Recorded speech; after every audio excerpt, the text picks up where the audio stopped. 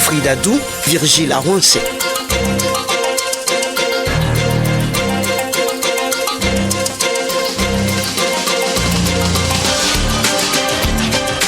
Madame, Monsieur, bienvenue à tous. Vous faites bien d'être au grand rendez-vous, le service après-vente hebdomadaire de l'actualité socio-politique sur Soleil FM. Nous sommes heureux de vous retrouver. Vigile à Roncey, mon complice des dimanches chez moi, pour les palpitantes minutes de ce programme. Vigile, bonjour. Bonjour Wilfried Adou, bonjour à tous. Alors Vigile, après le sujet lugubre des funérariums du dimanche dernier, nous renouons avec nos habitudes pour accueillir un politique Rufino Sosten d'Almeida. Bonjour. Bonjour monsieur Wilfried Adou, bonjour monsieur Vigile Arouansé.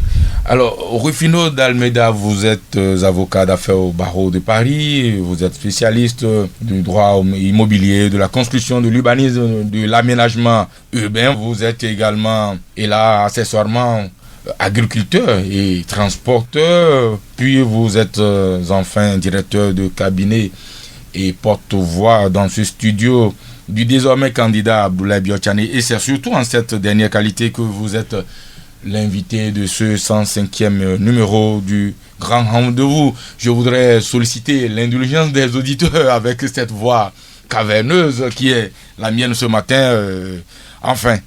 La matin y est passé. Depuis dimanche dernier. Depuis dimanche dernier, c'est curieux. Depuis qu'on a parlé des morts.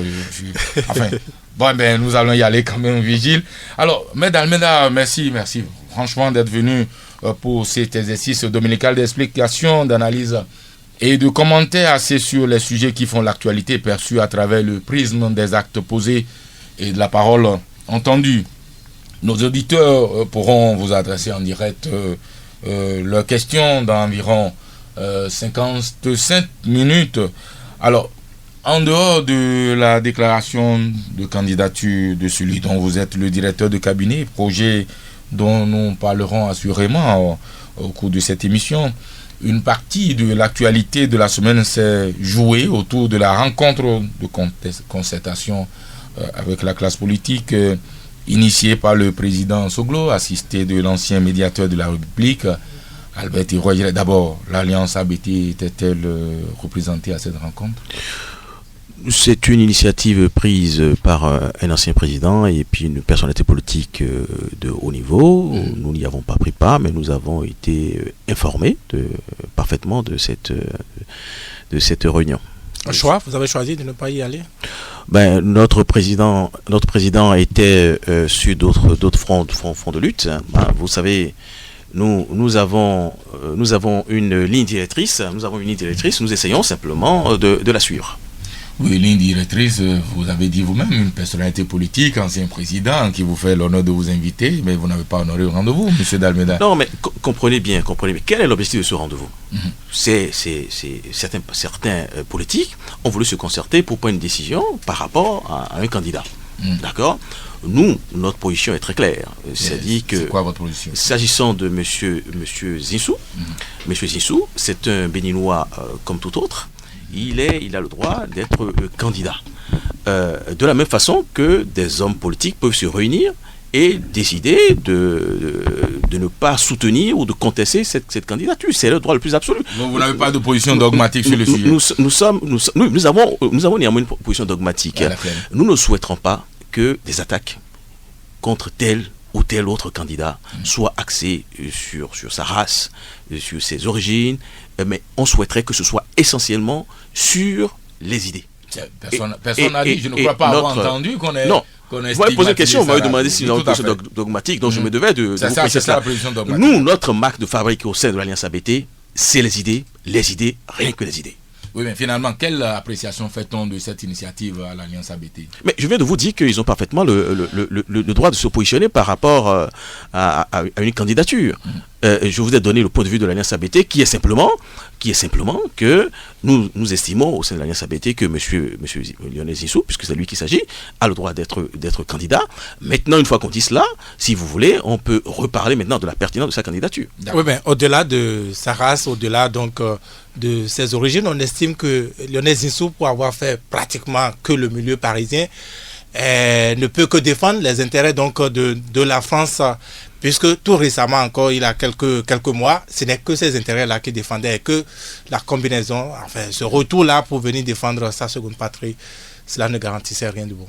Mais écoutez, je ne peux que trouver vos propos très, très pertinents, puisque, alors je vous parle, M. Lionel Zinsou est encore coprésident de la Fondation France-Afrique, qui est censé être le bras armé de la France pour reconquérir certains pays, notamment les pays d'Afrique francophone, ainsi que le Grand Nigeria. Le Bénin devant être la rampe de lancement pour attaquer le marché nigérian. Oui, donc de ce point de vue, nous estimons peu pertinent, ou tout au moins peu pertinente, la candidature de M.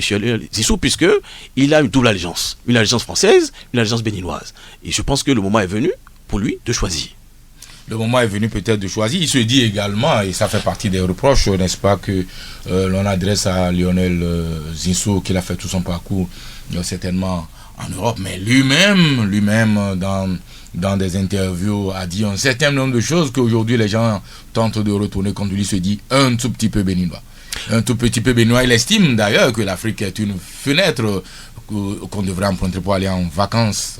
Mais, oui, c'est pour cela que dans mes interviews, je dis souvent que le boulet de M. Lionel Zinsou, c'est lui-même. Ah. C'est lui-même qui déclare qu'il est un tout petit peu béninois. Je pense que pour diriger les béninois, il faut être beaucoup béninois.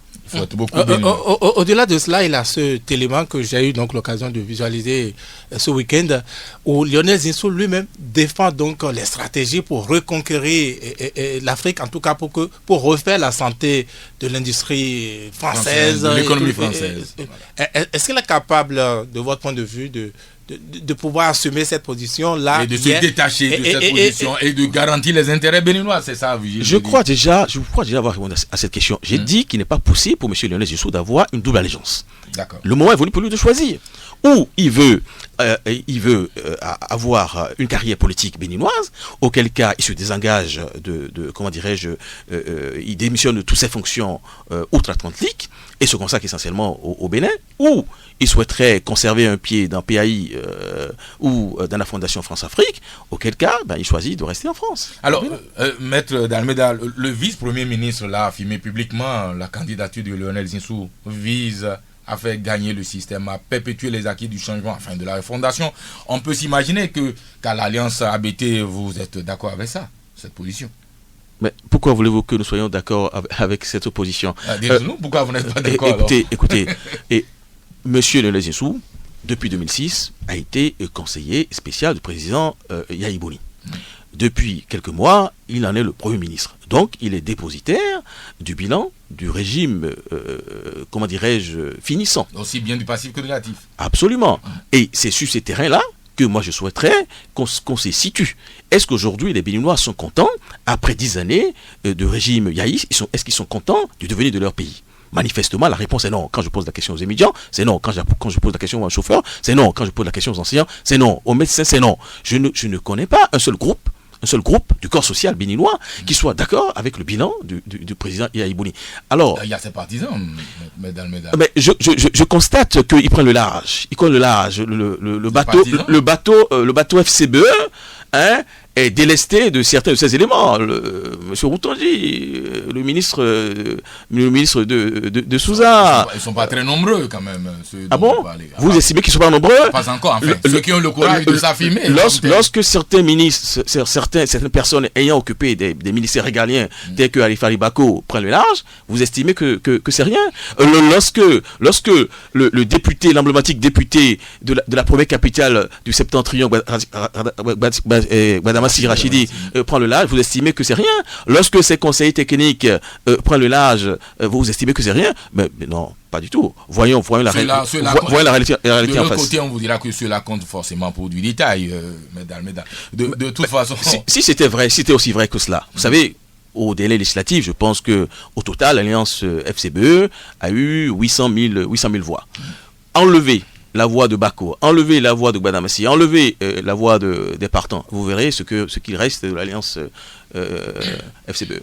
Oui, bien, que le bateau FCBE se vide, c'est sans doute pour le bonheur du bateau ABT. Pourtant, ABT, aujourd'hui, c'est la campagne, vous prenez si bien de position, mais hier, ne vous voyez pas aussi bien s'affirmer sur ces genres de oui, Vigile, si vous le permettez, nous allons parler amplement de ABT, mais pour l'instant, je voudrais qu'on se consacre sur la candidature de Lionel Zinsou. Lionel Zinsou, on lui fait le reproche essentiel, par exemple, de venir distribuer des lampes tempêtes ici, dans un pays où il y a eu un scandale du nom de Maria Gleta, où on a investi 45 milliards dans une industrie qui produit du délestage pendant que pendant que les écoliers ont besoin de l'énergie électrique pour consulter Internet, faire des recherches, etc. Et ils distribuent des lampes tempêtes. Est-ce que vous partagez ces critiques-là? Mais écoutez, vous oubliez que avant d'être avocat, je suis d'abord ingénieur en génie énergétique. Donc, ça, je n'avais pas dit. C'est une question que je ne connais que trop bien. D'accord? Il est évident que ce dont notre pays a besoin, c'est de politique pérenne. Et pas d'une politique lampillon. Nous avons besoin... Non, c'est méchant de dire ça. Non, pas du tout. Je suis en train de dire que ce dont nous avons besoin aujourd'hui, c'est une politique qui garantit, comment dirais-je, à court et surtout long terme, l'énergie pour nos compatriotes. Donc aucune utilité pour ces écoliers-là. En cela quand même, je pense que les journalistes surdoués que vous êtes, vous avez dû remarquer que alors même que alors même que dans la classe politique, comment dirais-je, l'habitude était de s'invectiver entre camps adverses, entre alliés. Ablaye Biotchane, déjà il y a 2 ans, s'était démarqué. Il était le premier à avoir dit: si je devenais président de ce pays, la question énergétique sera résolue en 5 années. Dès ma prestation de serment, le 6 avril 2016, vous rajoutez 5 années, plus aucun délestage n'aura lieu dans ce pays. Parce que finalement, nous n'avons même pas pu maîtriser l'énergie domestique. On nous avait accusé de démagogie, on nous avait accusé de tous les noms, mais je constate qu'aujourd'hui, nos concurrents, timidement mais hontement, commence pas à s'aligner un peu sur les propositions du président Ablaye Biotchane. Et ce n'est pas seulement en cette matière, dans d'autres matières également, il commence pas à épouser nos idées. Ben, on va y arriver. Le grand rendez-vous. Alors, Maître d'Almeida, Ablaye Biotchane s'est offert une grande cérémonie de déclaration de candidature à Porto-Novo cette semaine pour, dit-il, porter l'espérance. Que peut-on retenir de significatif de son intervention? Pour être plus précis, quels sont les 3 éléments clés de proposition que porte ABT? Mais je pense que pour toute personne ayant suivi cette grande cérémonie, c'est d'abord un défi. On n'attendait pas du tout Ablaye Biotchane à Porto-Novo. Combien de personnes ne nous ont pas dit, mais jamais il ne pourra réunir 2 hirondelles à Porto-Novo. Et en 10 jours, je dis bien en 10 jours, la décision a été prise de faire déclarer Ablaye Biotchane, de faire déclarer sa candidature à Porto-Novo. Nous avons su organiser ce rendez-vous et en priorisant nos sympathisants, nos militants du sud du Bénin. Alors même que on nous disait, ben non, ABT n'est que l'ombre de lui-même au sud du Bénin. Vous avez vu ce qui s'est passé. Je dis, dans ce stade, le stade était archi-comble, au point que certains n'avaient même pas pu trouver place. Bon, donc c'est d'abord, ce que je retiens d'abord, c'est le défi gagné, le défi relevé de l'organisation de cette manifestation. Avant d'aller plus loin, c'était déjà une curiosité unanime de savoir pourquoi c'est Porto-Novo qui a été choisi. Mais je vais vous dire une chose, qu'on veuille ou non, c'est une réalité. Ablaye Biotchane, c'est le seul candidat national dans la course à la présidentielle 2016. Ah bon, c'est-à-dire? Il est né, certes à Djougou. Ok? Mais quasiment tout son enfant, son BPC, son bac, donc la partie la plus vivifiante de son adolescence, il a passé à Porto-Novo, où il a une maison familiale. Une de ses mamans est de Porto-Novo. Voyez? Enfin, il n'a pas plusieurs mamans quand même, mesdames et messieurs. Mais non, il se trouve. Non, mais c'est important votre question. Il se trouve que son père, qui fut ministre de l'économie avant lui, a épousé 4 femmes. Et comme si son père avait un idéal, l'idéal, c'est unifier toutes les régions du Bénin. L'unité nationale. L'esprit d'unité nationale. Il portait Mais- l'unité nationale. Oui, parce que dans son foyer, puisque son père a épousé 4 femmes, 2 du Nord, 2 du Sud. Vous voyez, on ne peut pas avoir meilleure parité. Parité égale. D'accord. Donc, c'est une des raisons pour lesquelles le président Albert Biachane a choisi Porto-Novo. Mais n'oublions aussi pas que Porto-Novo est notre capitale. Il paraît qu'il parle bien goût. C'est une capitale meurtrie. C'est une capitale meurtrie. C'est une capitale que nous devons reconstruire. Oui, mais Yaboni a promis aussi. Et avant lui qui Écoutez, Avant lui, Kérékou a dit ça. écoutez. Redonner à Porto-Novo ses lettres de noblesse, ses couleurs de capitale. Yaiboni est venu en 2006, il a réaffirmé la même chose. En Porto-Novo, 2011, ville attrayante. Porto-Novo, ville attrayante. Bon. Allez-y voir ce que Porto-Novo est. Je suis d'accord avec vous que la parole d'État a été dévalorisée durant ces dernières années. Mais de grâce, comparez ce qui est comparable. Abla Biachane, regardez son parcours, regardez les actes qu'il a posés. Je vous mets au défi, vous autres journalistes, de me sortir une seule proposition qu'Abla Biachane n'a pas tenue en tant que ministre de l'économie. Enfin, il n'est pas encore allé aux affaires. Mais il a été. Le sérieux de ses propositions. Je suis désolé, monsieur Wilfried. Oui. C'est quoi les propositions qu'il avait faites et sur la base desquelles on devait le juger? Je suis désolé, en tant que ministre de l'économie, il a battu le record de longévité à ce poste et personne ne l'a dégommé. Il a fallu qu'il prenne. Non, vous parliez de propositions. Je suis en train de vous dire que, en tant que ministre de l'économie de ce pays, d'accord, il a dit. Je lutterai contre la corruption. Il a lutté contre la corruption. Il a dit, je ferai en sorte que, en quittant mon ministère, dans le budget, dans la caisse de l'État, il reste des milliards, que notre budget soit excédentaire. Il a quitté. Il a laissé 200 milliards dans la caisse de l'État. Cela ne s'est plus encore jamais produit. Reste à savoir quand et devant qui il a pris donc ces engagements. Mais il a pris ses engagements. Mais écoutez, vous revoyez la presse dans les années 90, 98 à 2002. Je ne ferai pas votre place, mes chers amis. Mesdames, je suis en train de vous dire. Pour donner de l'eau à votre moulin, une fois, les syndicalistes du ministère des Finances vous diront qu'ils ne se sont jamais bien portés que du temps d'Abdoulaye Biachane. Enfin, ils l'ont toujours dit. Ça devrait vous faire plaisir. Ils l'ont toujours dit. Non, mais c'est ce sur quoi je voudrais insister. C'est que Abdoulaye Biachane, il dit ce qu'il fait, il fait ce qu'il dit. D'accord. Je pense que vous devez au moins créditer l'homme de cette moralité. Alors, mesdames, Abdoulaye Biachane a fait de nombreuses propositions et on aimerait bien savoir sur la base de quel diagnostic il a formulé ces propositions dont certaines font débat. D'accord. Mais aujourd'hui, la grande proposition qu'il a faite, c'est simplement de créer sur le quinquennat 500 000 emplois. Et je précise bien 500 000 emplois sur 5 années. Ça nous fait frémir. Comme j'ai pu entendre sur cette antenne, 500 000 emplois par an. De grâce, on ne va pas créer des emplois pour des jeunes qui n'existent pas. Vous n'êtes pas sorti d'affaires non plus avec 500 000 emplois. Ça fait 100 000 emplois par an. Voilà, à chaque jour suffit sa peine. C'est pour cela que j'aimerais bien préciser que ce n'est pas 500 000 emplois par an, mais c'est bien 100 000 emplois par an. Bon. 100 000 emplois, 50 milliards par an sur 5 ans, ça fait 250 milliards sur 5 ans. Voilà. Exactement. Précisément, c'est ce que vous avez dit. Exactement. Alors, sur la base de quel calcul êtes-vous parvenu à des chiffres aussi astronomiques pour les uns et pour les autres? Biachane, c'est un économiste, c'est un financier. D'accord, c'est un chef d'entreprise également. Il a encore cette qualité, après avoir été haut fonctionnaire. Donc il cumule ou il a cumulé par le passé toutes les casquettes possibles pour bien comprendre ce que c'est que le développement. Pourquoi 100 000 emplois par an? Chaque année, sortent de nos universités, sortent de nos centres de formation, sortent des ateliers de couture, des apprentis formés, donc libérés comme on dit chez nous. Ils sont au nombre de 100 000. C'est des jeunes. Que doit-on dire à ces jeunes-là lorsqu'on est un politique? Doit-on leur dire, eh bien, dis donc, moi, je ne peux pas vous donner le plein emploi, alors même que par le passé, notre pays a connu le plein emploi sous le régime de Kérékou, comment on dit déjà, Kérékou révolutionnaire. Ouais. Pourquoi ne peut-on pas retrouver notre élan d'antan, notre lustre d'antan? Est-ce interdit? Abdoulaye Biachane dit ceci: si je suis élu, je mettrai le Bénin à l'abri des guerres. Je mettrai le Bénin à l'abri de, comment dirais-je, de la prolifération des idées xénophobes. Vous voyez de quoi je parle? Simplement parce que je mettrai nos jeunes compatriotes au travail. Je ferai en sorte que tout Béninois, les 100 000 Béninois qui sortent, comme je vous l'ai dit, de nos écoles, de nos universités, de nos centres de formation, puissent trouver un emploi. Et pour cela, il a identifié ce que j'appelle des niches, malheureusement jusqu'ici inexploitées.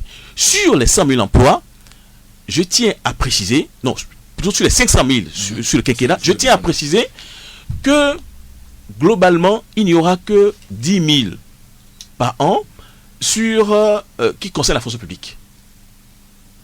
Donc, tout le reste... 10 000 sur les 5 ans. Oui, tout le reste concernera le secteur privé. Nous avons essayé dans ce pays le soutien aux entreprises. Ça a donné des résultats limités. Nous avons essayé dans ce pays, y compris au temps du général Mathieu Kérékou, l'embauche massive dans la fonction publique. Nous n'avons jamais essayé une chose, l'auto-entrepreneuriat. Il faut faire de chaque Béninois un entrepreneur potentiel. Et c'est pour cela, vous avez bien fait de le dire, que nous allons créer un fonds national pour l'emploi et tous les secteurs, toutes les administrations, toute l'énergie nationale sera mobilisée pour que cet objectif soit atteint. Car, comme dit le président Abdoulaye Biachane, il ne s'agit plus seulement d'une question de chômage, il s'agit d'une question de sécurité nationale. Si demain vous ne voulez pas que Boko Haram vienne recruter nos jeunes désœuvrés, si demain vous ne voulez pas que des braquages continuent à semer la terreur à Cotonou, si demain vous ne voulez pas que des parents, après avoir dépensé des milliers, voire des millions de francs CFA pour former les enfants, se retrouvent avec des enfants de 40 ans, 50 ans, encore en train de squatter au domicile parental ou maternel, alors nous n'avons pas le choix. Nous devons tout mettre en œuvre pour atteindre le plein emploi. Et pour atteindre le plein emploi, les secteurs de niche sont là. L'artisanat. Nous avons la chance d'avoir au Bénin la deuxième vallée la plus riche d'Afrique, après le Nil. La deuxième vallée, la vallée de l'Ouémé, c'est la deuxième vallée la plus riche d'Afrique. Vous prenez des graines de maïs.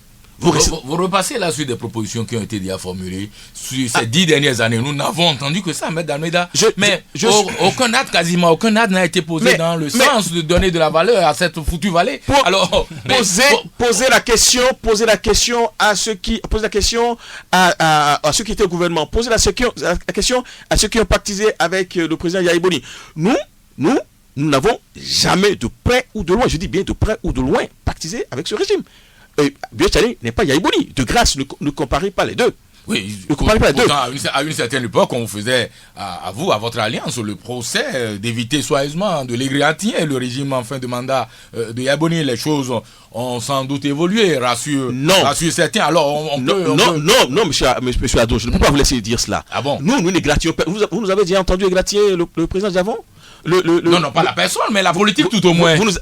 Nous égratignons. Lorsque Parce que si vous êtes dans l'espace public et que vous prétendez diriger le pays, tout au moins, vous avez le droit de porter votre opinion sur ce qui se fait. Non, nous avons toujours fait connaître notre position sur les scandales ayant parsemé le parcours du régime finissant. Nous avons toujours dit ce que nous pensons. Maintenant, vous savez très bien qu'il est très difficile à Abdoulaye Biachane d'aller s'exprimer sur l'OITB.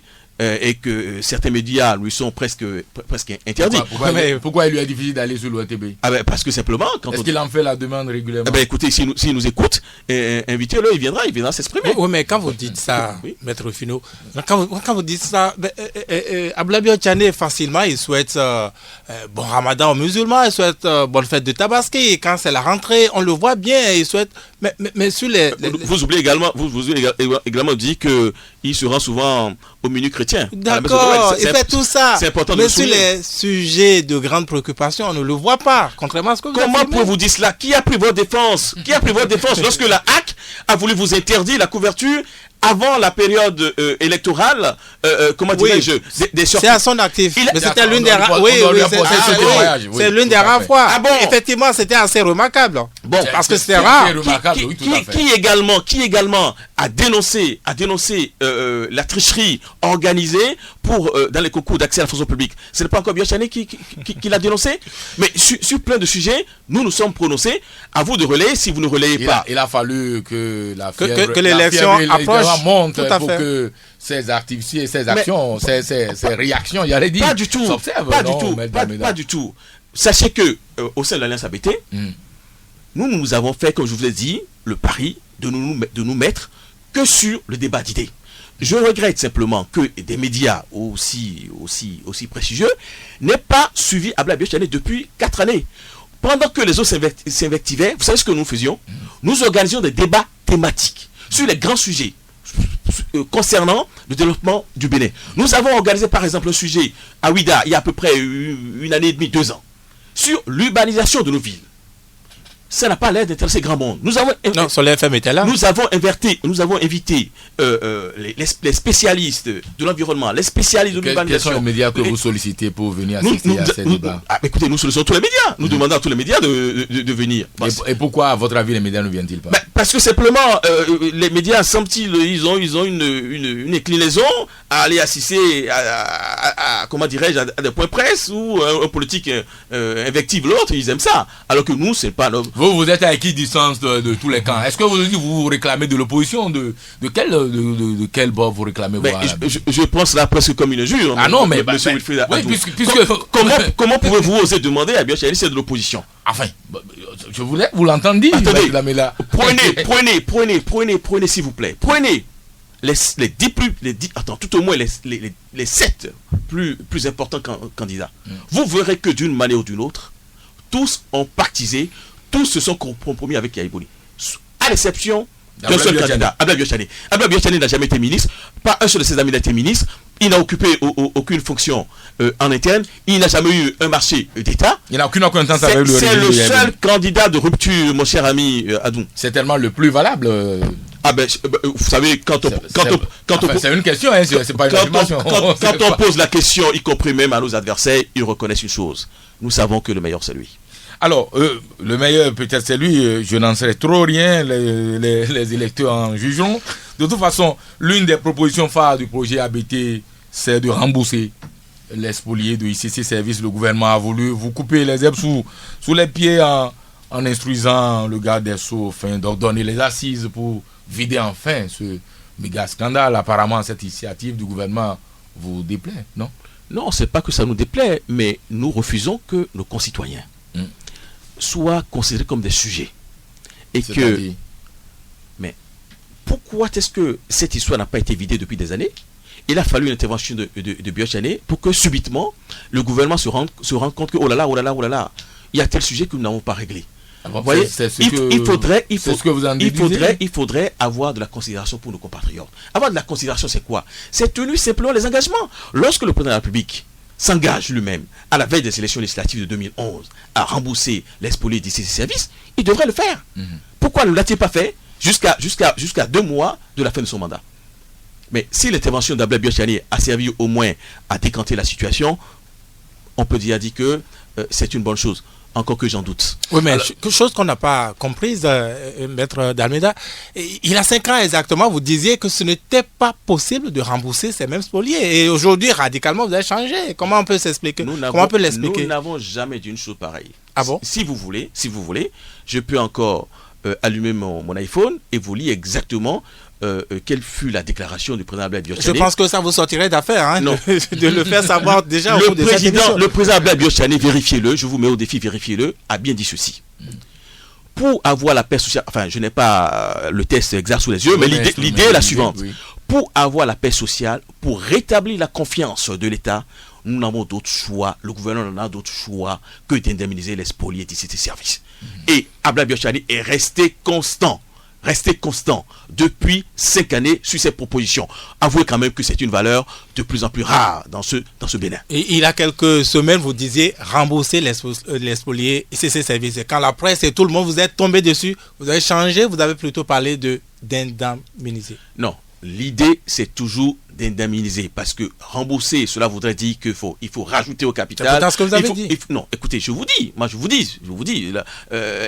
nous ne sommes pas sous l'influence de la presse. Nous définissons une ligne et nous nous en tenons à cela. Je vous dis aujourd'hui, je suis le directeur de cabinet du président Abia Bichale, je vous dis, nous allons indemniser les spoliés d'ici ces services. Et personne ne nous fera changer d'avis. La décision, elle est prise. C'est justement la là. décision, elle est prise. Elle est définitive. Maître Elle est définitive. votre proposition fait débat. Parce que oui, je finis juste. la base de quel critère. Vous permettez, je finis juste. On va faire le débat. C'est bien beau pour un homme politique de premier plan qui prend position de manière très claire sur un sujet donné, de s'en prendre à lui.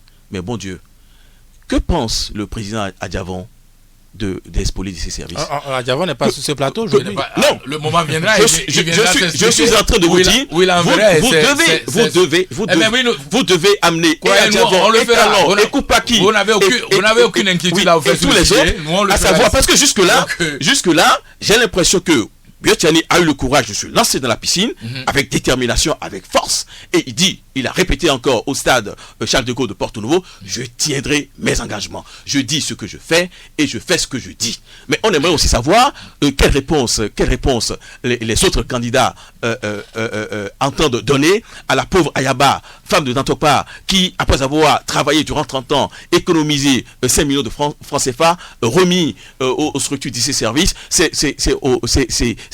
comment dirais-je, s'est retrouvé aujourd'hui totalement démuni. On aimerait savoir. À la fois, pour le bonheur d'Ayaba, tout le monde ne peut pas parler à la fois non plus. C'est vous qui parlez pour l'instant, on peut le dire. Et nous disons, voilà ce que nous avons fait. On aimerait aussi savoir, puisque nous sommes dans un débat d'idées, on aimerait aussi savoir, parce que vous ne recevez pas que ABT ici, vous recevez également les autres. Donc vous aurez déjà dû leur demander qu'est-ce qu'ils veulent faire en ce qui concerne les spoliés de ces services. Ce serait bien pour le débat d'idées. Je vous rappelle que la campagne n'a pas commencé, mesdames et dames, mais nous ferons notre devoir. Vous n'avez pas d'inquiétude à vous faire sur le sujet. Tous ceux qui défileront ici, qui qu'ils soient, de quel bord qu'ils viennent, devront répondre à ce genre de questions. Et croyez-moi, on pourrait même faire un petit extrait de votre intervention qui les interpelle.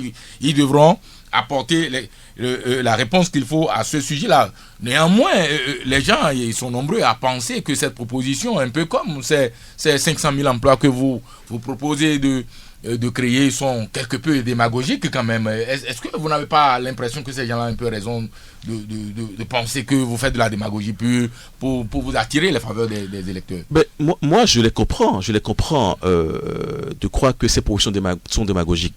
Pendant que nous organisions des conférences thématiques, nous réfléchissions sur l'avenir de ce pays, que ce soit sur l'emploi, que ce soit sur l'agriculture à Parakou, que ce soit sur le coton à Banikwara, l'urbanisation ou d'autres, pendant ce temps, eux, ils s'invectivaient, ou ils participaient au gouvernement, ils n'ont pas eu le temps de réfléchir. Nous avons eu le temps de réfléchir sur les sujets de ce pays. Et toutes nos propositions sont l'émanation d'une réflexion approfondie et surtout menée sur ces 5 dernières années. Nous ne disons rien que nous puissions faire. Nous voulons restaurer l'espoir. En même temps que nous sommes en politique, M. Dalméda, et que en campagne électorale, les promesses effectuées n'engagent que ceux qui y croient. Je vais vous dire une chose. Qu'est-ce qui m'empêchait de dire aux jeunes béninois, je vais créer 200 000 emplois sur le quinquennat? On a déjà entendu parler de 20 000 emplois ici dans ce pays qui ça a été réalisé. Et vous comprendrez que les gens, n'est-ce pas, soient quelque peu rétifs, et que les gens n'acceptent pas du coup ce que vous dites. 100 000 emplois quand même, ça fait un sacré chiffre. Je comprends. Je comprends. C'est pour cela que je vous dis, nous aurions pu dire 200 000 emplois.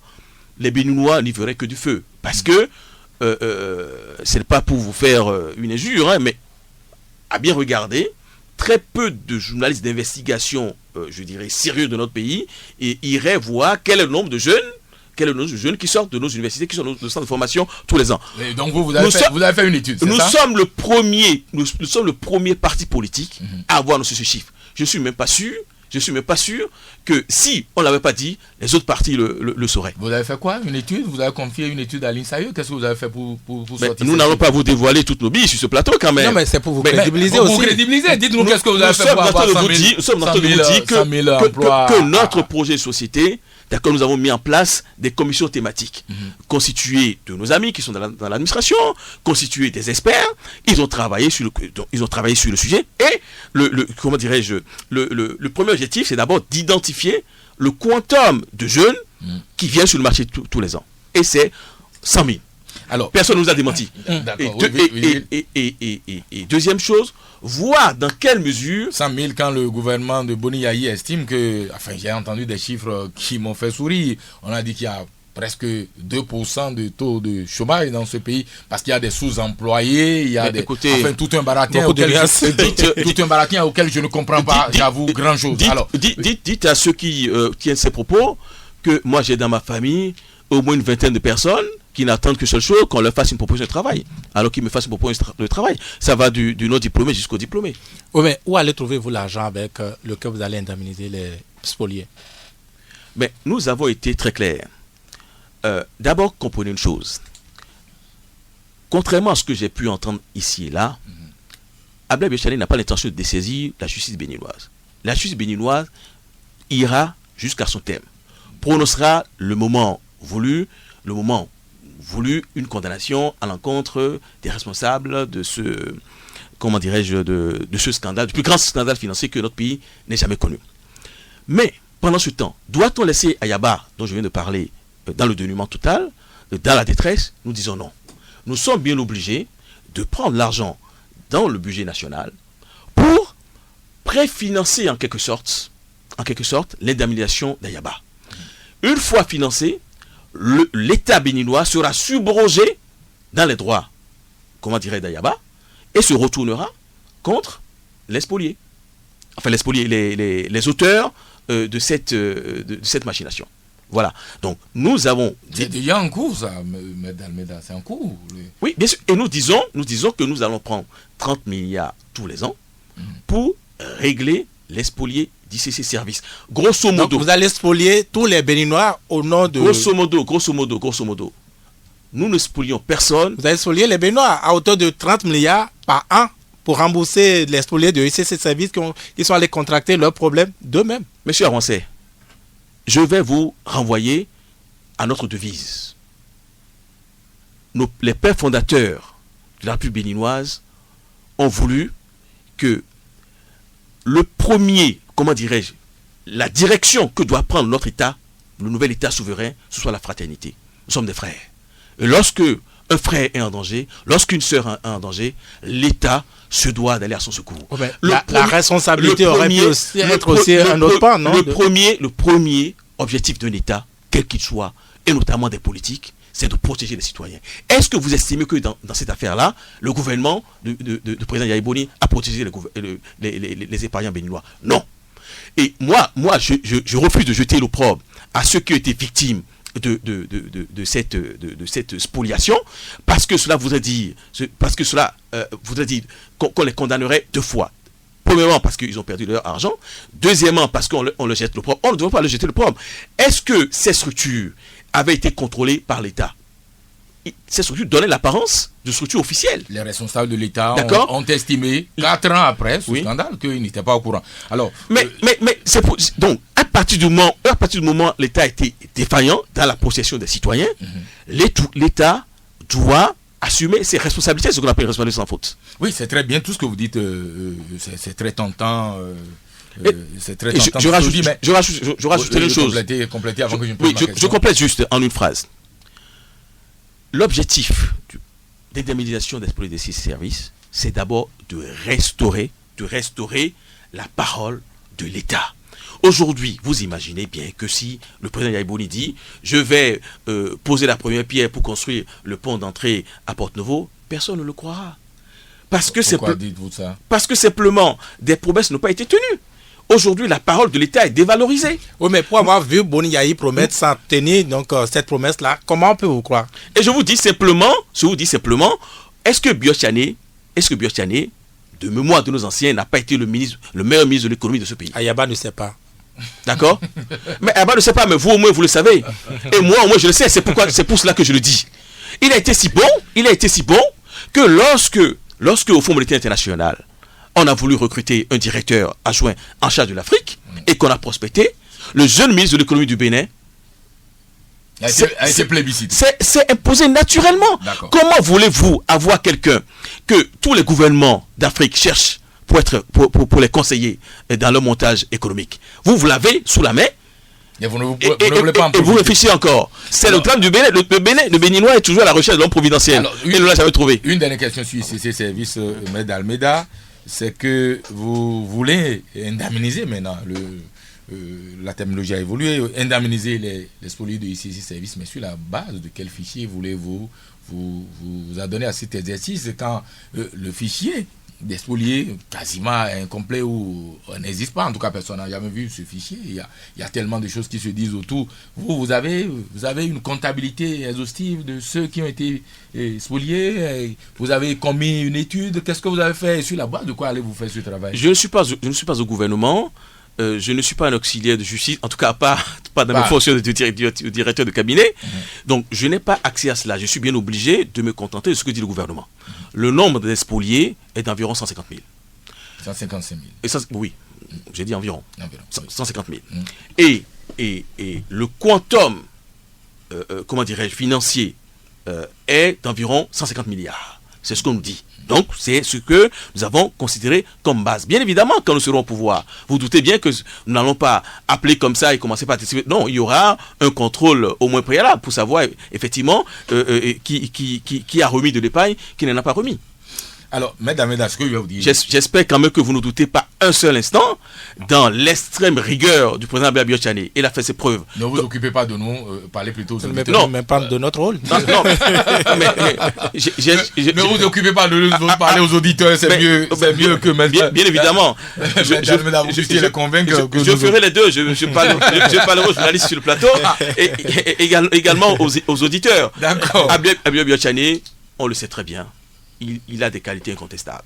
C'est un homme rompu au travail bien fait. Et c'est ce que je vais dire, ça va vous plaire, maître d'Almeida, le professeur Thévo Ejire, à qui, à tort ou à raison, les Béninois attribuent une certaine aptitude à faire avec succès ce qu'on appelle de la divination politique à estimer. Il y a quelques jours, Abdoulaye Biot-Chané, votre champion, l'un des candidats dont le projet pour le Bénin est le plus sérieux. Dernière question sur ce sujet du projet. En quoi est-ce que globalement pris, ce que Biot-Chané propose pour les Béninois est sérieux? En quoi est-ce que c'est sérieux et convaincant? Mais voyez, quels sont les éléments clés qui pourraient porter les Béninois vers ce projet? Je vais vous dire une chose. Je crois que de mémoire de Béninois, pour les élections présidentielles, il n'y a jamais eu de projet. Souvent, il y a 2 ou 3 feuillets qui se baladent quelque part et cela est appelé projet de société. Abdoulaye Biot-Chané a été, on va dire, le premier Béninois avoir véritablement rédigé un vrai projet de société qui couvre tous les domaines. Koupaki qui a un projet de société de 1200 pages, n'a-t-il pas un projet de société lui? Vous l'avez vu? Il a lancé cette semaine. Vous l'avez vu, vous? Mais il a lancé cette semaine, il vient de le lancer. Vous êtes un journaliste d'investigation, vous l'avez vu? Mais c'est un fait public, il a lancé au champ d'oiseau. Vous l'avez en main? Il a 2 jours. Mais le vôtre non plus, on l'a pas en main. Vous ne l'avez même pas encore lancé. Écoutez, non, attendez. Nous, notre projet de société, contrairement à ce qu'on croit, ça fait 2 ans que nous avons commencé par diffuser par petits bouts notre projet de société. Je vous ai dit, nous tenons des conférences thématiques. Oui, mais les bouts tellement épars qu'on ne l'a pas vu non plus. Les bouts sont tellement parcellaires qu'on n'a pas vu votre projet. Et chaque fois, c'est thématique. Et chaque fois, à la fin de la conférence, nous disons ce que nous allons faire. Est-ce que le document existe? Non, bientôt le document vous sera envoyé. Vous avez dit bientôt, mais quelqu'un a dit à lancer. Concédez-lui ça. Attendez, je suis en train de vous dire que nos propositions sont déjà sur la place publique depuis 2 ans. Nous avons commencé. Nous avons commencé par dire ce que nous ferons pour la réforme administrative. Nous avons commencé par dire ce que nous ferons pour l'agriculture. Vous ne les avez pas compilés dans un document. Écoutez, je vous dis, si comme vous êtes pressé de le savoir, il suffit simplement de prendre les actes, le sont également. Les actes, nous le disons, les actes de nos conférences thématiques, de les compiler, c'est notre projet de société. Très bien, mesdames, pendant que... Et je constate quand même que dans le projet de M. Koupaki, en tout cas c'est ce qui se dit dans la presse. Vous l'avez lu? Je ne l'ai pas lu, c'est ce qui se dit dans la presse. J'ai dit ce qui se dit dans la presse. Il nous a rejoint sur un point et je m'en félicite. Il semble dire que le Bénin, comme l'a dit avant lui et bien avant lui le président Abdoulaye Biot-Chané, va non seulement mettre fin au délestage, mais que le Bénin va devenir un pays excédentaire en production énergétique pour pouvoir vendre au Nigeria. Oui, mais qu'est-ce qui vous fait croire que c'est seulement dans le camp de ABT qu'on est intelligent? Je dis pas cela, je dis nous l'avons dit. Nous, c'est le débat nous l'avons dit avant tout le monde. Mais ça peut, vous pouvez vous rejoindre sans se tricher. Non, je dis simplement il nous a rejoint. J'en suis heureux. Vous serez d'accord avec nous que Biachane et Koupaki Pascal et René, les deux ont presque le même profil, c'est des économistes, ils parlent de finances, de chiffres et tout ça, de tout ce genre de baratin dont ces économistes avec lesquels ces économistes nous ont embrouillé ces dernières années. Et ça c'est vrai. Non seulement. Oui, bien sûr, c'est des amis. Monsieur Dalmeda, c'est des amis en plus parce que. Avec une entente cordiale. Jamais notre pays n'a été dirigé avec autant d'économistes et de banquiers. Mais sur le plan économique, vous êtes là et vous devez constater le résultat. Le résultat, enfin, j'ai pas envie de dire le mot, mais les résultats sont là. À chacun d'apprécier, j'ai pas envie d'apprécier à la place des auditeurs. Et c'est après cela, peut-être vous évitez le mot catastrophe, c'est après ça que vous suggérez, vous, en solution. Alors, on va quand même évoluer. ABT, effectivement, est permanemment en mode solution. En mode solution, d'accord, très bien. Alors, pendant que des partis qualifiés de grands, n'est-ce pas, à tort ou à raison, je n'en sais rien, comme le PRD et la Renaissance du Bénin joue à Jacques Ouettu en faisant monter les enchères et que l'Alliance l'Union fait la nation tergiverse et bégaye certains candidats en quête d'appui politique enregistrent des succès à travers des déclarations de soutien médiatiquement bruyants. Mais vers l'Alliance ABT, personne ne se rue. Pourquoi, à votre avis, vous peinez autant à convaincre M. Dalmeda? Vous savez, allez poser la question aux différents candidats. Demandez-leur s'ils n'auraient pas bien voulu être aujourd'hui en matière de notoriété à la place d'Albert Biachane. Ils vous diraient tous oui, et vous le savez. Oui, il ne s'agit pas. C'est pas la notoriété qui fait. Il ne s'agit pas de faire du bruit. Vous savez, nous avons au moins un avantage sur les autres. Nous savons. Lequel? L'avantage, c'est que nous avons déjà été aux élections. Et nous savons que le match-vu, le show médiatique, les tonneaux vides qui font du bruit, c'est pas ça qui fait gagner. Vous avez appris. Et vous avez appris en temps. À vos dépens. Bon, d'accord. Alors, aujourd'hui, nous avons décidé, depuis 5 années, d'aller au contact des populations, de faire un travail de fond. Nous sommes le seul candidat, je dis bien le seul, ayant parcouru les 77 communes de ce pays. Non, c'est faux. Pascal, il y a une coupe qui l'a fait. Hein. Ah non. Aussi. Oui. Ces soutiens sont passés dans ce studio. Et ils passent le temps à dire la même chose. Nous sommes passés dans tous les villages. Attendez. Donc, et les autres aussi vous diront qu'ils ont fait la même chose. Finalement, il est difficile de vous croire, vous tous. Non, mais c'est simple. Oui. Si vous voulez, moi, je pourrais vous communiquer les dates. Hein? Les autres aussi. La solution, M. Dalmeda, ne se trouve pas forcément à la fin du voyage. Quand vous avez voyagé, vous avez fait les 77 communes. Qu'avez-vous ramené? Qu'est-ce que vous suggérez en solution? Mais vous avez bien vu que depuis que je suis sur votre plateau, je ne cesse de parler de solutions. Alors si vous me demandez encore, je ne comprendrai plus rien. Le grand rendez-vous. Alors, gouvernance au Bénin, les vrais chemins de l'espérance, c'est le titre d'une longue tribune publiée cette semaine par l'ancien ministre de Mathieu Kérékou, ancien candidat à l'élection présidentielle, Luc Yankadia. Et il y effectue des constats très intéressants que je souhaite mettre en perspective avec le projet présidentiel de votre candidat. Il effectue par exemple le constat désolant selon lequel l'administration publique chez nous est devenue plus que jamais ces dernières années le champ de culture des comptes valeurs et de tas quasi rédhibitoires tels que le népotisme, le clientélisme, la fainéantise, la politisation à outrance, le régionalisme pathologique, et je m'en arrête là. Alors, d'abord, est-ce que vous avez fait avec lui les mêmes constats? Est-ce que vous partagez également ces constats? Écoutez, j'achète ce qu'a dit le ministre Yankada, peut-être avec des mots beaucoup plus simples pour que ce soit accessible à nos compatriotes. Ce qui s'est passé dans l'administration béninoise ces 10 dernières années est inadmissible. Bon, je dis bien totalement inadmissible. Le président Biachane dit ceci: si je suis élu candidat, je mettrai l'homme qu'il faut à la place qu'il faut. Comme j'ai eu à le faire par le passé quand je fus ministre de l'économie durant 4 années. Allez voir, ou posez la question aux syndicats. Ils vous diraient qu'au temps d'Albert Biachane, toutes les ethnies du Bénin sont représentées dans son staff. Et surtout... Peut-être méchamment, mais il y a quand même des critiques qui viennent également de ce côté-là. Et surtout, ce qui était important à souligner, c'est qu'avec Blaise Diané, je suis peut-être la personne la mieux placée pour attester cela. Si votre compétence ne suit pas, vous êtes relevé de fonction. Il n'attend de vous qu'une seule chose. Vos beaux yeux, c'est bien, mais ce qu'il attend de vous, c'est le rendement. Vous avez une feuille de route, une mission. Et vous devez constamment rendre compte des objectifs atteints ou non atteints. Et dire pourquoi vous ne les avez pas atteints. Et comment vous comptez faire pour les atteindre. Alors, ce qui s'est passé ces dernières années, où des marchands se sont retrouvés à diriger des sociétés, où des personnalités politiques ont déserté les entreprises d'État pour aller battre campagne dans leur village ou dans leur région d'origine avec les moyens d'État, délaissant le travail qui leur a été confié, est totalement inadmissible. Il faudrait absolument, là également, restaurer la confiance de l'État, reprotéger nos citoyens, instaurer l'égalité réelle entre tous les citoyens. Blaise Diané dit ceci: il ne faudrait plus que jamais, je dis bien jamais dans notre pays, quelqu'un soit écarté de la liste des admis à un concours d'entrée dans la fonction publique, simplement parce qu'il ne porte pas le bon nom, simplement parce qu'il n'est pas de la bonne religion, simplement parce qu'il n'est pas, comment dirais-je, de la bonne région. C'est contre-productif. Blaise Diané, il est habitué à travailler dans un environnement pluriethnique.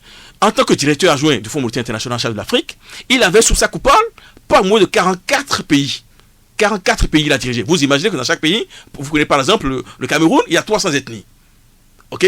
Donc, dans les 44, vous imaginez, c'est des milliers d'ethnies qu'il a dû gérer. Il est habitué à cela. En tant que ministre de l'économie, et je vous invite à aller vous procurer la liste de ses principaux, de son staff, et vous verrez que là également, c'est compétence et compétence. Vous êtes toujours mieux de vous en procurer, vous, et de diffuser. On ne peut que vous opposer des faits. Est-ce que vous dites, Maître d'Almeida Rufino, sur ce plateau, qu'en 2001, eh bien, Blaise Diané n'avait pas, comme c'est l'habitude hier, comme c'est l'habitude aujourd'hui, n'avait pas dû vider l'administration du ministère de l'économie et des finances pour aller battre campagne pour Kérékou? Ah non, pas du tout. Pourquoi Vous le dites si timidement que je ne sais pas si les auditeurs vous croient. Mais je vais vous dire pourquoi. C'est parce que je suis éberlué par cette interrogation venant de mais n'est-ce pas des faits, n'est-ce pas le Bénin, non, n'est-ce pas pas du tout. La réalité, s'il est vrai que dans les années, je ne parle même pas de Blaise Diané, je parle de la classe politique de manière générale. S'il est vrai que dans les années précédentes, il y avait quelques entorses à la loi, c'est surtout ces 10 dernières années que ce phénomène-là s'est amplifié à un point où, si on ne l'arrête pas de manière je dirais, radicale, oui. le Bénin va se retrouver dans le précipice, croyez-moi. Alors, mesdames, la lutte contre la corruption, vous en conviendrez, à moins que vous soyez d'avis contraire, l'un des plus gros échecs, et ça on peut l'affirmer avec force, l'un des plus gros échecs du double mandat de Boni Yayi, c'est une lutte de façade soutenue par une gouvernance publique approximative, stigmatise l'ancien ministre Luc Nyankadia.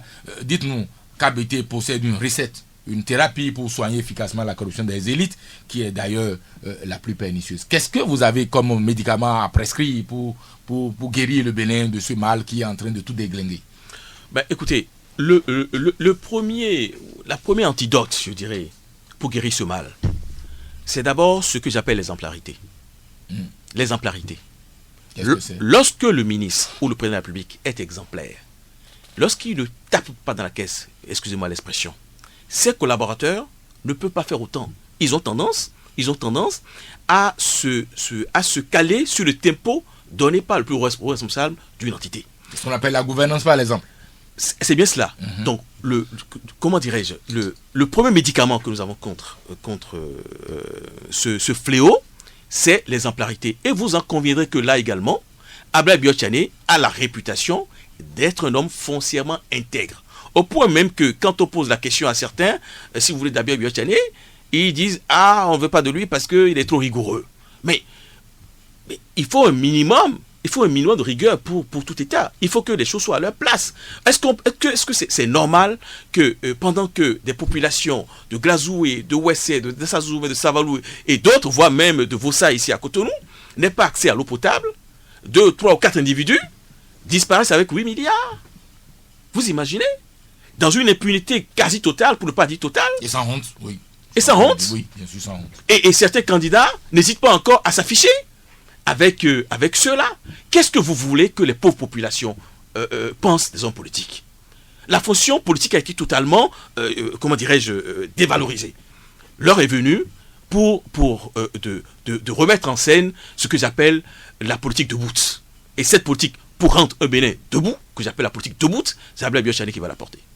Mesdames, je l'espère bien qu'il réussira à remettre le pays debout avec tout l'état que nous avons accumulé depuis de nombreuses années. Alors, le consensus, vous avez quelque chose à dire? Oui, parce que vous m'avez posé une question, j'avais fait une introduction, mais je ne vous ai pas dit... oui, allez-y. Voilà.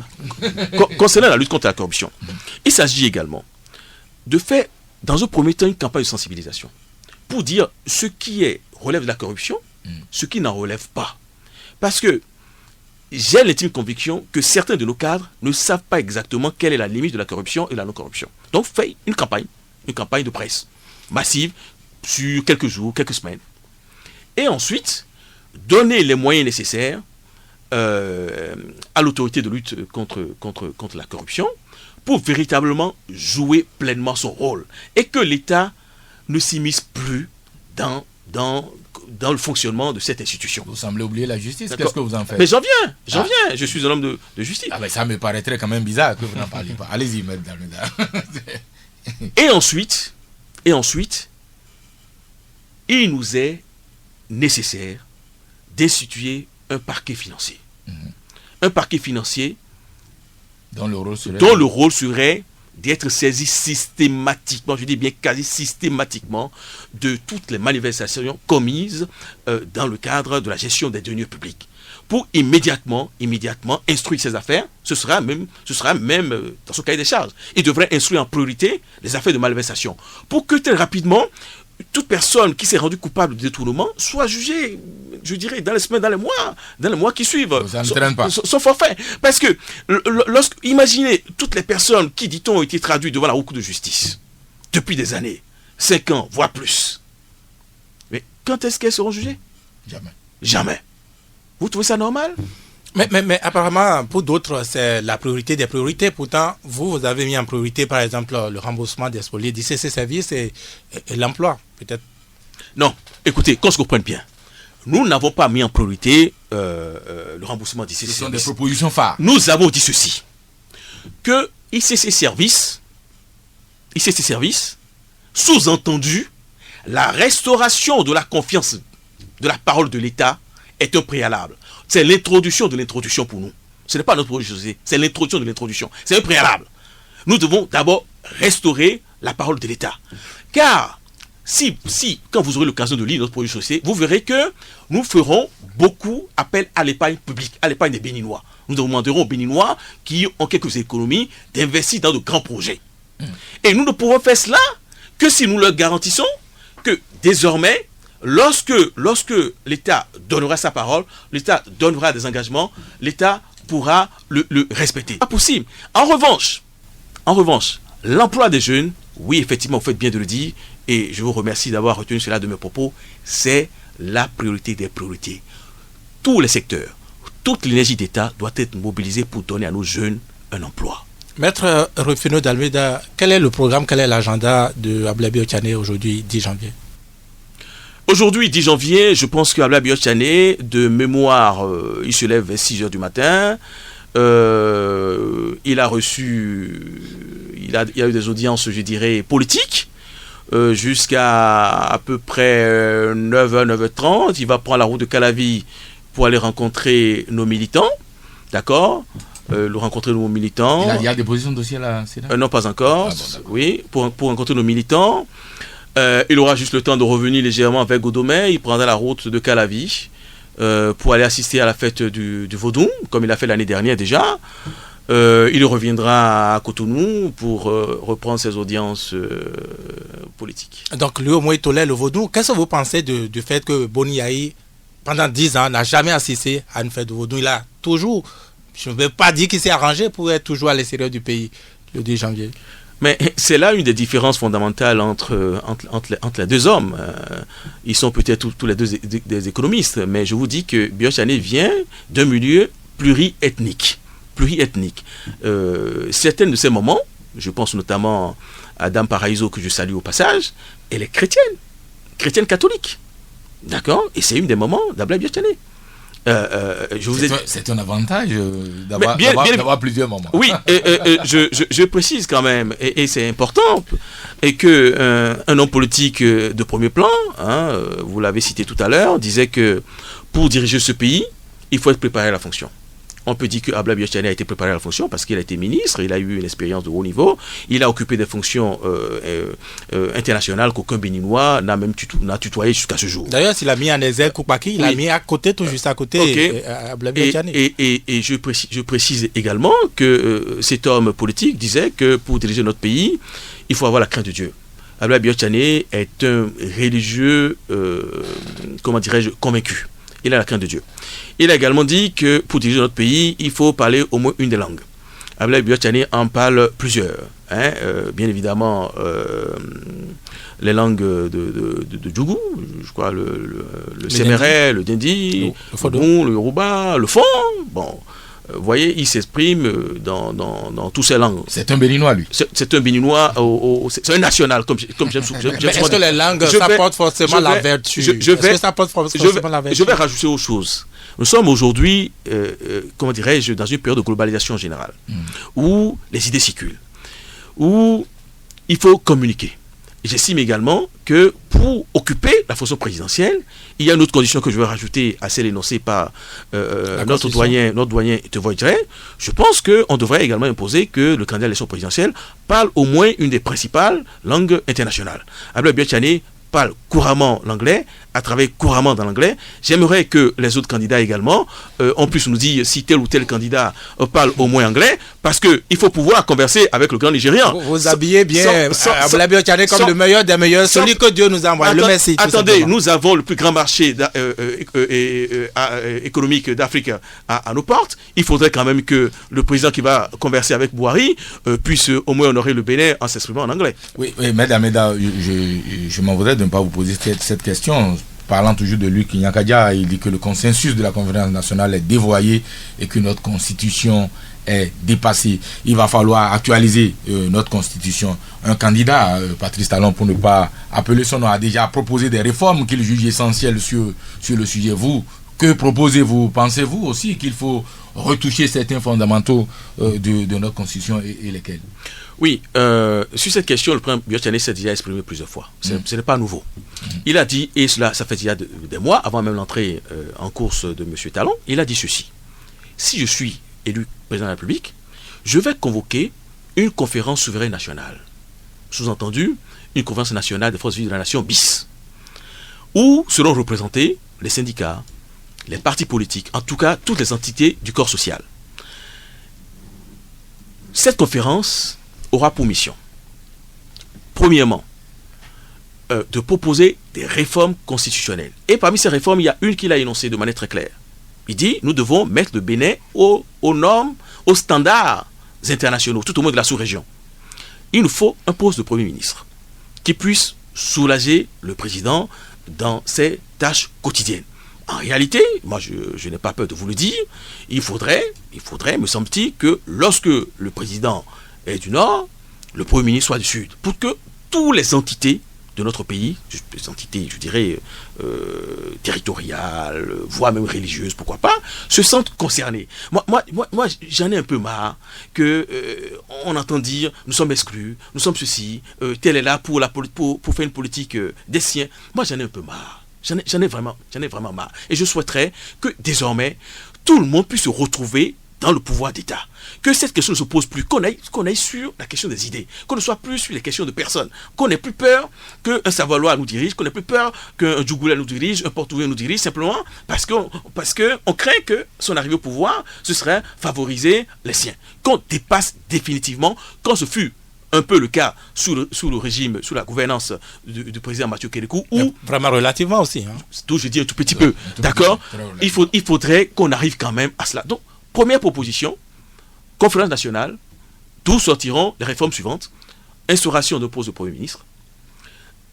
Deuxième proposition, mais là c'est un lot de propositions, la conférence doit retailler l'habit que constitue notre loi fondamentale. La loi fondamentale, c'est comme un habit qu'on coud à un enfant. Lorsqu'un enfant grandit, l'habit ne lui va plus, l'habit ne lui convient plus. Donc, vous pensez que nous avons d'accord, grandi là? Après 25 années, d'accord, notre constitution a fait ses prouesses, mais a également atteint ses limites. Véritablement ses limites. Est-ce que ce n'est pas plutôt nous, Béninois, qui avons développé des États qui ne sont plus conformes à notre constitution? Parce que nous ne sommes pas allés dans le sens positif, Méda. Ça, il faut le reconnaître, c'est un minimum. Je suis un homme de loi, je sais qu'on ne peut pas tout mettre dans la loi. D'accord? Mais peut-être que si on avait prévu dans notre loi fondamentale, qui est une très belle loi, une fois encore, je rends hommage aux constituants, si on avait prévu dans notre loi le financement des partis politiques, par exemple, pour que les partis politiques ne soient plus patrimonialisés. Regardez le spectacle abominable. Mais j'ai peur de vous contredire, Maître Dalméda. Vous voyez le déferlement d'argent que nous constituons, nous observons aujourd'hui dans l'espace public. Est-ce que vous avez vu la proportion, le rôle que l'argent a pris aujourd'hui dans la dévolution du pouvoir? Vous pensez que l'État a les ressources pour financer les partis politiques à la hauteur de ce que nous voyons, de tout ce qui se passe dans le pays? Vous pensez que... éloigner les acteurs politiques du mal, de ce mal-là? Même en finançant les partis politiques et en finançant les élections dans notre pays, vous pensez que nous guérirons est-ce qu'il n'y a pas le risque de doubler le robinet, tout simplement? Je comprends parfaitement votre inquiétude. Mais devant deux mots, il faut choisir le moindre. La fonction politique ne s'improvise pas. Il faut être préparé à la chose politique. Je constate aujourd'hui une faillite, mais totale. À part peut-être Abdoulaye Biotchane et Koupaki, dans une moindre mesure, au Moudété, il n'y a pratiquement pas de politique. Il n'y a que les hommes d'affaires qui nourrissent le débat. Il n'y a pas que les hommes d'affaires, il n'y en a que deux. Vous en connaissez combien, vous? Oui, mais sauf que la débauche financière vient principalement de ces deux-là. En même temps qu'ils viennent comme alternative à cette faillite que vous soulignez. C'est une affirmation grave, mais est-ce que vous avez audité leur comptabilité pour savoir combien ils ont dépensé? Oui, bon, écoutez, vous savez, sera toujours aveugle celui qui ne veut pas voir ou sourd celui qui ne veut pas entendre. Alors, dernière question avant d'ouvrir le standard aux auditeurs. Il se dit énormément de choses dans tous les camps politiques. Le constat est que personne, aucune chapelle politique ne souhaite animer l'opposition sur le prochain mandat 2016-2021. On annonce une élection au premier tour du candidat du pouvoir. Certains, et vous les avez sans doute entendus cette semaine, crient déjà de façon préventive à la fraude. Quelle foi donnez-vous à ces soupçons de fraude et que préconisez-vous? Vous savez, chacun a le droit de rêver à sa manière. D'accord. Ok. Nous avons été victimes de la fraude en 2011. Ah oui, c'est vrai. Énormément en 2011. Le score déclaré est bien en deçà de ce que nous valions réellement. Mais enfin, c'est passé, on ne va pas y revenir. J'espère que vous avez appris au moins. Alors, je vais vous dire une chose. Si quelqu'un s'attend à nous voler le 28 février prochain ou le 13 mars prochain,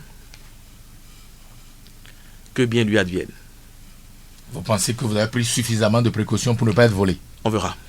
Très bien, parce que vous devez savoir que la fraude électorale est multiforme et qu'elle ne commence pas le jour du scrutin. Écoutez, elle prend pied bien avant la date du scrutin.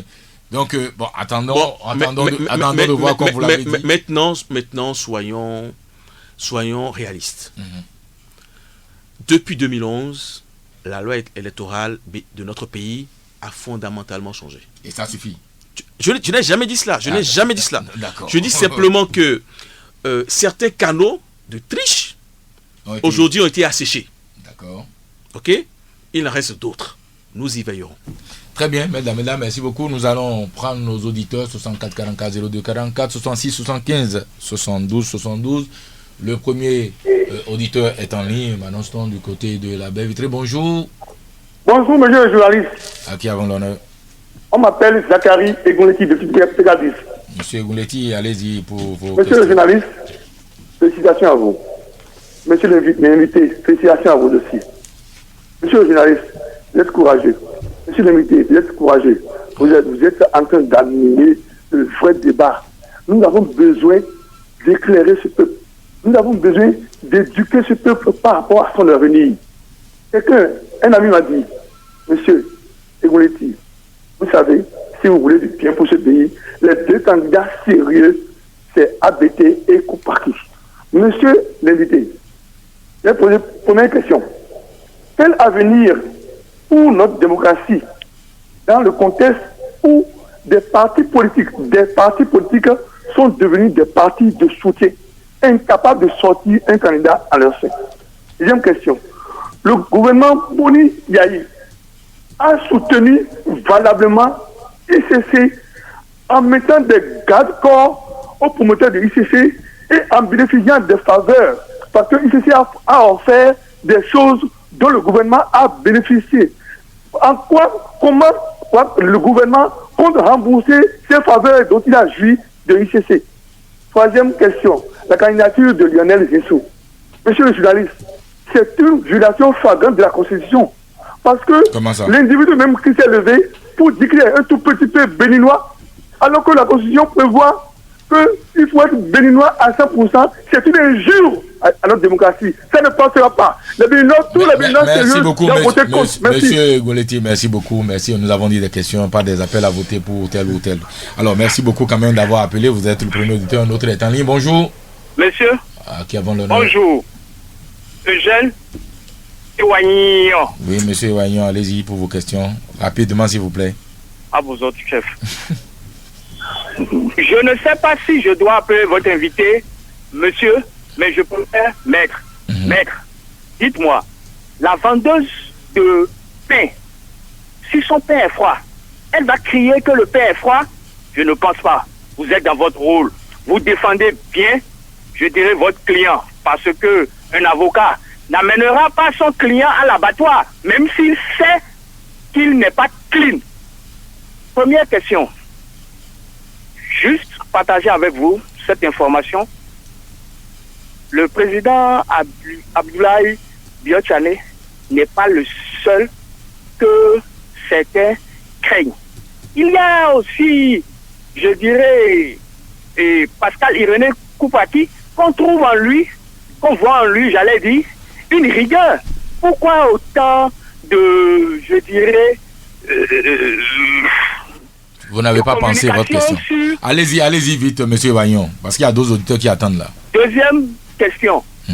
Je me souviens en 2006, lors de sa projet de société là, à l'hôtel quelque part sur la route de l'aéroport, il avait promis des voies, des TGV et consorts. Ça n'a pas marché pour lui. Cette fois-ci, ce n'est plus TVG, c'est maintenant remboursement spolié. Maintenant, imaginez ce scénario où c'est un autre qui devient président. Est-ce que sa connaissance, ses ambitions, est-ce qu'il ne peut pas, il pourra accepter de le partager avec le prochain président? Parce que la consultation, je regarde, c'est bon, monsieur Wagnon, merci beaucoup pour votre intervention. Bonne journée à vous. Nous prenons le suivant. Bonjour. Oui, bonjour, monsieur. À qui avons l'honneur? Kodio, rentrant depuis Adjon. Oui, monsieur Kodio, allez-y pour vos questions. Oui, j'ai une petite question pour votre invité. Je salue l'invité d'abord. Est-ce que monsieur a parlé de tout à l'heure la vallée de Louémé et la deuxième vallée? Est-ce que Biotchane sait maintenant que les bleus viennent de Nord là-bas ou bien des autres pays pour nous envahir et qu'actuellement, on ne peut pas avoir la terre à la vallée de Louémé actuellement là où nous sommes? Est-ce que monsieur Biotchane sait ça? On ne peut pas avoir la terre, comment vous La dites? paix avec la transhumance civile. La transhumance, d'accord. Oui. Très bien, merci beaucoup et bonne journée à vous. Un autre est-il là? Bonjour. Allô? Oui, à qui avons l'honneur? Allô? Oui, bonjour monsieur. Bonjour. À qui avons l'honneur? C'est Pamphile Arissou. Oui, monsieur Arissou, allez-y rapidement pour vos questions. Je salue votre invité, j'ai quelques questions pour lui. Je voudrais lui demander ce qu'il pense des prestations de Baga aujourd'hui du bureau d'auditeur général dans la lutte contre la corruption, ces prestations depuis son installation. Deuxième question, quelles sont ses ambitions, l'ambition de leur président par le partenariat public-privé avec les opérateurs économiques qui engagent aujourd'hui et qui sont également de véritables sources de pouvoir dans l'emploi aujourd'hui. Quelles sont les ambitions par rapport à ça? Très bien, merci beaucoup. Bonne journée à vous, M. Arissou. Nous allons prendre quelques deux auditeurs encore. Bonjour. Allô? À qui avons l'honneur? Oui, on m'appelle Prince Vijiji. Oui, allez-y pour vos questions. Oui, bonjour, messieurs les journalistes animateurs de l'émission. Bonjour, monsieur l'invité. Oui, allez-y vite, s'il vous plaît. D'abord, permettez, monsieur l'invité, de vous féliciter de votre courage dans le dossier ICC Service. Vous êtes pratiquement le seul. Je veux dire, votre candidat a proposé un plan bien étudié, oui, bien étudié dans ce dossier. Vous avez vu le plan, vous? Oui, parce qu'on nous propose, ils ont eu le courage même de proposer. Ils vont payer 30 milliards par an, ils vont faire ça. Donc, quelque part, c'est qu'ils ont étudié le dossier. D'abord, et ils ont étudié un plan de remboursement. Très bien, allez-y pour vos questions. Pour la population. Alors là, nous allons dire directement que tout candidat qui penserait que ce dossier Yahi est uniquement Yahi et fuirait ce dossier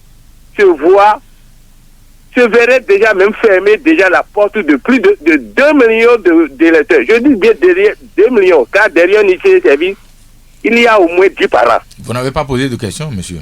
Oui, ma question.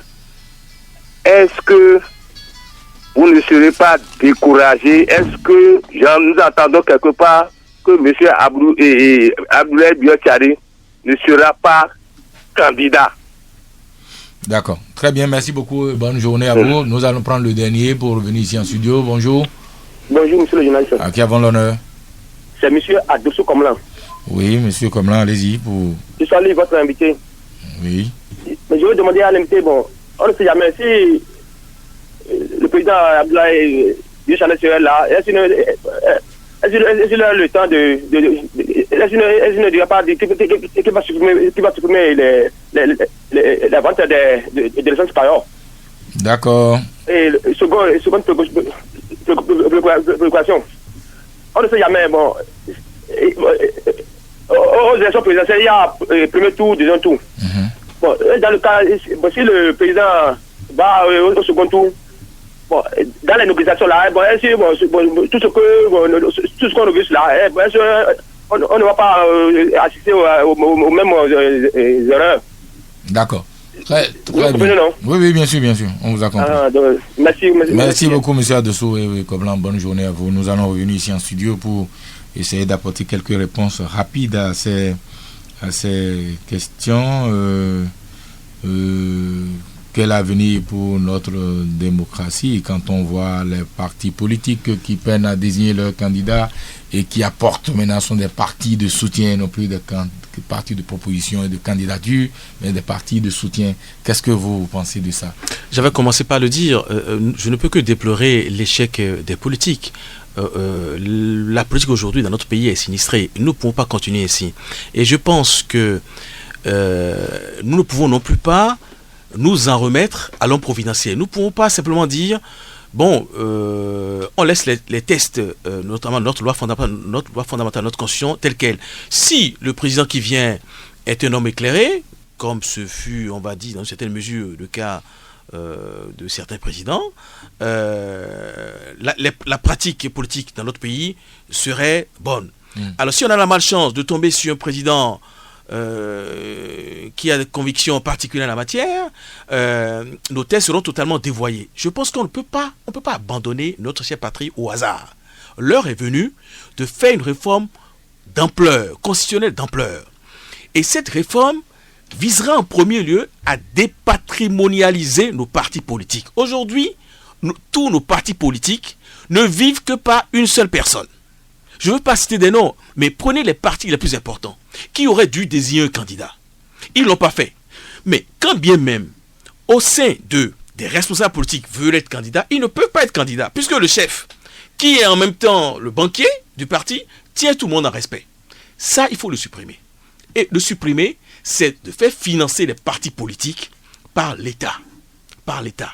Comme cela, tous les militants seraient au même niveau. On verra dans les tests comment prévoir leur désignation.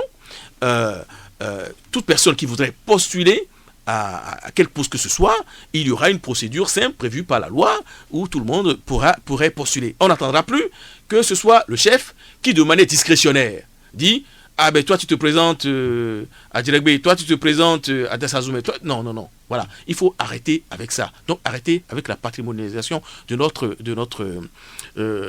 la vie des partis politiques, donc de la vie politique bénévole. Cela permettra d'éviter que les partis, au lieu de faire de la politique, fassent des affaires politiques, comme le disent. Et autre chose, limiter l'emprise de l'argent dans la campagne électorale. Comment vous allez le faire, ça? Mais là aussi, nous avons des tests. Vous avez remarqué que, contrairement à ce qui s'est passé au stade de l'amitié où un candidat a distribué des t-shirts à son effigie, nous, à Porte-Nouveau, respectueux de la loi, le président Abia Biotiaï nous a instruit. Vous parlez de quel candidat il a distribué? Bon, le président Diabon, il y avait quelques effigies. Ces t-shirts n'étaient pas frappés d'effigie. Bon, vous voyez bien Diabon. Enfin bref, nous... On n'a pas dit dans la loi non plus de ne pas mettre son nom sur le t-shirt, monsieur. Bon, monsieur on dit effigie. Bon. Effigie, en tout cas, nous, vous avez bien vu que nous avons distribué. Vous n'avez pas distribué de t-shirt du tout. Non, on n'a pas distribué de t-shirt du tout. On sommes restés. D'accord, mais ça c'est un choix. Voilà. Non, parce que nous essayons de rendre conformes nos actes aux prescriptions de nos tests. Oui, on vous a vu également dénoncer par exemple l'utilisation des moyens de l'État, des fins de campagne, alors que la loi l'interdit formellement. C'est dit, vous avez certainement raison que beaucoup de personnes ne respectent pas justement la loi électorale. Alors nous allons revenir aux questions. Avant d'y aller, pour se situer donc sur l'élément que évoquait donc Maître d'Almeida, à savoir l'élément argent. Cette campagne, qu'on le veuille ou non, sera particulière en matière d'argent. C'est une campagne d'argent. Vous avez les moyens de cette campagne-là? Écoutez, notre campagne, pour battre campagne, il faut un minimum de sous. D'accord? On ne peut pas aller à cette campagne si on n'a pas les reins solides. Mais enfin, je pense quand même que nos compatriotes, contrairement à ce qu'on croit, ont développé ces dernières années ce que j'appelle une intelligence électorale. C'est-à-dire? Regardez comment, en 2 élections, ils ont fait basculer des majorités ici à Cotonou. Vous voyez, on s'attendait à ce que pour les municipales, on reconduise la majorité parlementaire. Ils ont basculé. Ils savent ne pas mettre tous leurs œufs dans le même panier. Ils savent, ils vont prendre l'argent. Mais je crains que ceux qui pensent pouvoir acheter les consciences avec l'argent ne la prennent à leurs dépens dès le 28 février prochain. Oui, mais est-ce que numériquement, cette conscience-là est emportée? Ça aussi, c'est l'élément fondamental. Dans un pays majoritairement analphabète, c'est comme ça dit, non, Vigile? Oui, alors, sur quoi comptez-vous pour que les gens comprennent ce que vous êtes en train de dire là? Ça, c'est enfin, j'ai envie de dire que c'est un mauvais exemple. Nous sommes à Cotonou. Non, j'entends bien. Nous, par exemple, pour notre meeting réussi à Porto-Novo, vous avez vu qu'il y avait des milliers de personnes. On nous a dit, tel candidat a mis pour appâter du monde, a mis le montant à 10 000 francs, 15 000 francs, 20 000 francs au plus. Non, mais vous avez drainé du monde également avec des bus, vous avez encombré les artères de Porto-Novo, mais on a dû financer quand même ces déplacements, non? C'est vrai que la masse de bus vue à Porto-Novo, c'est jamais vu dans cette capitale. Mais c'est possible. Il en avait vraiment. Mais nous n'avons fait venir au stade que nos militants. Je dis bien nos militants. Et je suis bien placé pour vous dire ceci. Si, en tant que directeur de cabinet et membre de l'équipe ayant organisé cette rencontre, si on devrait accepter toutes les demandes de participation, je vous assure que même si on repoussait les limites du stade au fait d'en faire 10 fois la superficie actuelle, cela ne suffirait toujours pas à contenir le nombre de militants. Évidemment, il en faut davantage pour élire un président de la République. Oui, bien sûr, tous les militants n'étaient pas là. Je connais la réponse d'Yamed Dameda. Mais alors, il y a une question. Je vous ai dit que c'est nos militants de la partie méridionale du pays. Seulement qui sont venus. Il y a une question essentielle pour les gens de Porto-Novo, de l'UME et de tout ça. Est-ce que ABT au pouvoir supprimerait la vente de l'essence Bayo? Une question très précise et très directe. Tout un piège. Non. Je veux dire, il faut toujours assumer ce qu'on fait. D'accord. Aujourd'hui, il faut remettre le Bénin aux normes internationales. Il faut remettre le Bénin aux standards internationaux. Est-ce que lorsque vous allez à Paris, lorsque vous allez à New York, lorsque vous allez à Abidjan, est-ce que vous n'aurez pas voulu voir votre pays ressembler tout petit peu à ces pays ou à ces capitales? Je pense que c'est oui. Est-ce qu'on vend de l'essence frelatée à Pékin, à Washington, au Caire? C'est non. Donc il faudrait bien trouver une solution à la vente de l'essence frelatée. Et c'est quoi votre solution? D'accord. La solution, c'est qu'il faudrait tôt ou tard en arriver à la suppression de cette activité-là, qui est au demeurant une activité illégale, avec des mesures d'accompagnement. C'est aujourd'hui ceux qui vendent l'essence frelatée. Quelqu'un a proposé 50 milliards ici, il n'y est pas parvenu. J'en viens. Nous avons, écoutez-moi bien, nous avons prévu créer, comme on l'a dit sur ce plateau, 100 000 emplois par an. Parmi les 100 000 emplois, pourquoi ne pas également intégrer la création de stations-service pour que ceux-là qui aujourd'hui sont dans l'illégalité totale se remettent dans le circuit économique, se remettent dans la légalité. Eux, au demeurant, vont préserver leur santé. Ils vont préserver leur santé. Ils vont peut-être également préserver la santé des riverains. Car combien de personnes ne sont pas décédées simplement parce qu'il y a une mauvaise manipulation et puis les bidons d'essence ont pris feu et suivi d'explosions et de morts d'hommes. Oui, une autre question toujours dans Lomé, la vallée de Lomé, vous avez dit, est la deuxième vallée au monde la plus riche après le Nil. Mais la vallée de Lomé aujourd'hui subit la transhumance périodique des éleveurs qui viennent du septentrion. Qu'est-ce que vous avez à proposer contre ce problème qui empeste la vie des habitants de cette vallée? Non, je pense que assurément c'est une des questions qui mérite attention, qui mérite une réponse précise. Il est évident que si le Peul, parce que souvent c'est le Peul qui s'occupe de l'élevage, descend du septentrion jusque dans le sud, c'est parce qu'il est à la recherche de pâturage. Pourquoi ne pas imaginer des espaces essentiellement dédiés à la production animalière? Donc vous allez proposer ça. Nous devons arriver à cela et ainsi soulager nos frères et sœurs de la vallée de Lomé. Et je voudrais quand même préciser, M. Adou, si vous m'en donnez l'occasion, j'espère que vous m'en donnerez de suite. Peut-être que ça fera oui, votre conclusion. Oui, assez rapidement. Nous l'avons dit au stade le jeudi dernier. Le Biotchané, c'est l'autre porto-novien de la compétition. Son élection sera une chance non seulement pour Porto-Novo, pour l'Ouémé, mais également pour le plateau. Car c'est quelqu'un qui a un attachement viscéral à cette région-là de notre pays, qui lui rappelle ses enfances, son adolescence, donc la partie la plus vivifiante de sa vie. Il a dit ceci, et je ne voudrais pas qu'on l'occulte. Si je suis élu, et ça il a dit à la conférence thématique de Ouida, ça fait un peu plus d'une année, il a dit ceci: si je suis élu, l'une de mes toutes premières décisions, je dis bien l'une de mes toutes premières décisions, ce sera la reconstruction du pont de Porto-Novo. Ça il a dit. Il a encore dit ceci: si je suis élu, Porto-Novo, je vais y construire une grande tour administrative. Je vais y amener des services d'État. Je vais construire des logements sociaux pour éviter que les personnes travaillant dans ces services reviennent à Cotonou et en rajoutent aux embouteillages. Je vais également ouvrir une voie navigable.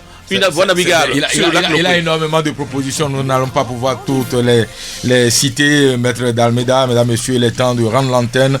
Rufino Sosten d'Almeida était aujourd'hui notre invité. Merci, maître, est venu éclairer de votre opinion l'actualité du moment. Georges Pono nous agite vigoureusement la main, nous signifiant qu'il est l'heure de libérer le studio. Il était là à la réalisation technique de cette émission Vigile Avancée Wilfried Dadon. Nous vous remercions de nous rester fidèles et de nous retrouver dimanche prochain, même heure, même fréquence, avec un nouvel invité, si Dieu le veut.